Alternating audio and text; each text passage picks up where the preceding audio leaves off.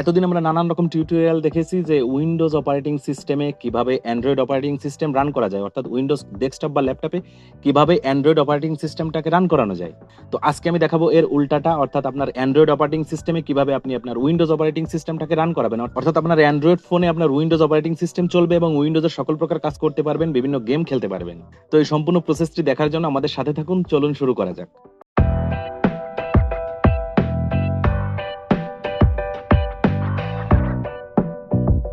তো ফার্স্টে আমাদের দুটো রিসোর্স ডাউনলোড করা লাগবে, একটা হলো উইনলেটার আর একটা হলো উইনলেটারের ওবিবি ফাইল।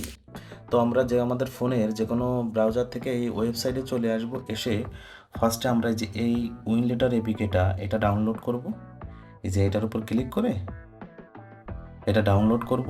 এবার একটু নিচের দিকে এসে এই যে অ্যাসেটস, হ্যাঁ 4, এখানে একটা ক্লিক করে এই যে আমরা 470 মেগাবাইটের যে মেইন .1.com.winletter.obb এই ফাইলটাকে ডাউনলোড করব। এখানে ক্লিক করলেই অটোমেটিক ডাউনলোড শুরু হয়ে যাবে। তো আমাদের ফোনে উইন্ডোজ সিস্টেমটাকে রান করানোর জন্য আমাদের এই দুইটা ফাইল লাগবে। এখানে ক্লিক করব, এই যে ডাউনলোড হচ্ছে, হ্যাঁ এর ক্লিক করে আমরা ডাউনলোড করে নিব এই দুইটা ফাইল। তো আমরা এই যে এই দুইটা ফাইল ডাউনলোড করেছি। তো ফার্স্টে আমরা এই উইনলেটারটাকে ইনস্টল করব। হ্যাঁ, আমাদের উইনলেটারটি ইনস্টল হয়ে গেল। তো আমরা এবার একটু ব্যাকে চলে যাব, যে এই যে অ্যান্ড্রয়েড এই ফোল্ডারের মধ্যে যাব, যে এই যে ওবিবি এখানে একটা ক্লিক করব। করার পর এখানে আমাদের একটা ফোল্ডার ক্রিয়েট করতে হবে। এটা অনেকের উইনলেটার ইনস্টল দেওয়ার পর অটোমেটিক ফোল্ডারটি ক্রিয়েট হয়ে যাবে। আমার এখানে ক্রিয়েট হয়নি, তো যাদের ক্রিয়েট হবে না তারা এই প্লাস আইকনে ক্লিক করে এখানে com.winletter এই ফোল্ডারটা ক্রিয়েট করবেন। এবার আমরা ব্যাকে চলে আসব, এসে এই যে ওবিবি ফাইলটা, এই ওবিবি ফাইলটাকে ওইখানে কপি করে নিতে হবে। তো আমরা এই যে অ্যান্ড্রয়েডের মধ্যে যে ওবিবি ফাইলের মধ্যে যে যে ফোল্ডারটা ক্রিয়েট করেছি সেখানে হচ্ছে এই ফাইলটাকে আমরা কপি করে দিব। তো আমরা 3 ডটে ক্লিক করে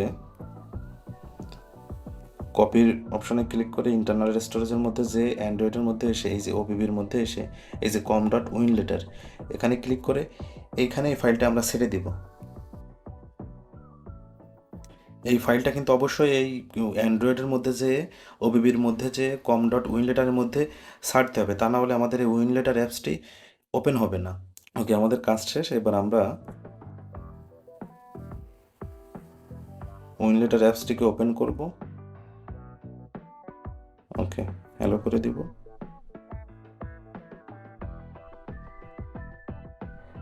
এখানে একটু সময় লাগবে, 10-15 সেকেন্ডের মতো সময় লাগবে এখানে। ওকে, আমরা এবার এই প্লাস আইকনে একটা ক্লিক করব। এখানে আমরা দুই একটা জিনিস পরিবর্তন করব। কন্টেইনার অন, এখানে আমরা আসলে এই নামটা চেঞ্জ করে দিয়ে উইন্ডোজ লিখব। আপনি কন্টেইনার ওয়ান নামেও রাখতে পারবেন, কোনো সমস্যা নেই। এবার এই স্ক্রিন সাইজ, হ্যাঁ এই স্ক্রিন সাইজটা আমাদের ফোনের সাথে যাতে ম্যাচ করে এজন্য আমরা এখানে ক্লিক করে 16:9 অ্যাসপেক্ট রেশিও দিয়ে দিব। দিয়ে আর মোটামুটি সব একই রকম থাকবে, কোনো আর পরিবর্তন করব না। এবার আমরা এই টিক চিহ্নের উপর একটা ক্লিক করব, করে এবারে 3 ডটের উপর ক্লিক করে এই রানের উপর ক্লিক করব, তাহলে আমাদের উইন্ডোজ অপারেটিং সিস্টেমটা ফোনে রান হবে। বুম, তো আমাদের এই উইন্ডোজ অপারেটিং সিস্টেমটা আমাদের ফোনে আমরা রান করলাম। এটা মূলত উইন্ডোজের এক্সপি অপারেটিং সিস্টেম। এই যে আমাদের ফাইল ম্যানেজার। তো এই স্টার্ট মেনুতে যে আপনি এখানে কয়েকটা অপশন পাবেন। এই যে প্রোগ্রামের মধ্যে আসে গেম, ইন্টারনেট এক্সপ্লোরার, নোটপ্যাড, হ্যাঁ এখানে মোটামুটি এই ধরনের সব কিছু পেয়ে যাবেন আপনি। স্টার্ট মেনুতে এসে আমি যদি এখানে ইন্টারনেট এক্সপ্লোরার এখানে একটা ক্লিক করি, আমি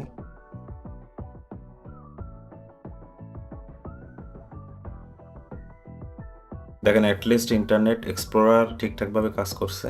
তো ইন্টারনেট এক্সপ্লোরার দিয়ে আপনি ব্রাউজ করতে পারবেন এখানে। আর আপনি এখানে চাইলে আপনি যদি মোজিলা ফায়ারফক্স ইনস্টল করে নিতে পারবেন, আপনার যে ব্রাউজার প্রিয় সেটা আপনি এখানে ইনস্টল করে নিয়ে আপনি যে উইন্ডোজ এক্সপির যে অ্যাপসগুলো আছে বা সফটওয়্যারগুলো আছে সেগুলো ডাউনলোড করে আপনি এখানে ইউজ করতে পারবেন। তবে একটা জিনিস সবসময় মাথায় রাখবেন, এটা Windows XP operating system. So এখানে আপনি উইন্ডোজ 10 বা উইন্ডোজ 11 যে সফটওয়্যারগুলো আছে আপডেটেড সফটওয়্যার এগুলো ইউজ করতে পারবেন না, তবে অ্যাটলিস্ট আপনার কাজ চালানোর মতো বা এক্সপিতে সাপোর্ট করে এই ধরনের অ্যাপস বা সফটওয়্যার আপনি এখানে খুব ভালোভাবে চালাতে পারবেন। আর প্লাস আপনার যদি ফোনের প্রসেসরটি বেশ ভালো হয় তাহলে আর ভালোভাবে আপনি ইউজ করতে পারবেন এটা। তো এই ছিল আমাদের আজকের ভিডিও। মোটামুটি ভালো লাগলে অবশ্যই লাইক করবেন, কমেন্ট করবেন, আমাদের সাথে থাকবেন। ধন্যবাদ সবাইকে, ভালো থাকবেন।